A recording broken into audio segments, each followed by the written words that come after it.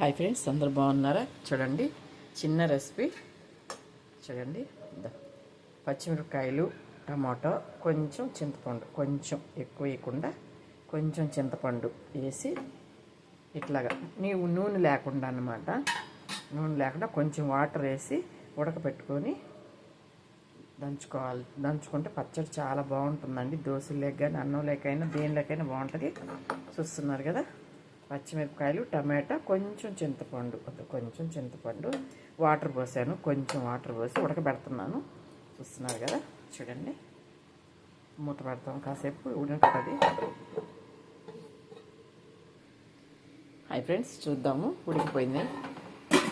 చూస్తున్నారు కదా, ఇక దించేసి దంచేస్తాము.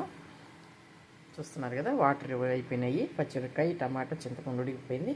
ఇప్పుడు దీనిలోకి తెల్లగడ్డ, ఎర్రగడ్డ, ఉప్పు వేసి దంచుకోవడం అండి. అంతేను, సింపుల్ అనమాట. చేసుకోలేనప్పుడు ఇది చేసుకుంటే బాగుంటుంది. చూస్తున్నారండి, ఇప్పుడు దంచేస్తాను. మెత్తగా దంచుకోవాలి. చూస్తున్నారు కదండి.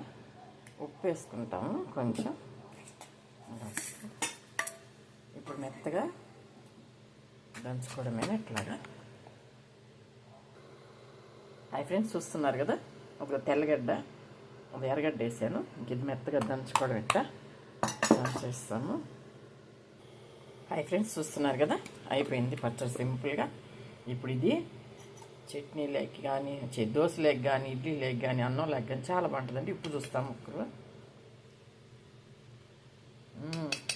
సూపర్గా ఉందండి. అసలు చూస్తుంటే నోరుపోతుంది. ఇంతేనండి వీడియో. మీకు నచ్చినట్టయితే లైక్ చేయండి, షేర్ చేయండి, సబ్స్క్రైబ్ చేయండి. తీసేస్తున్నానండి.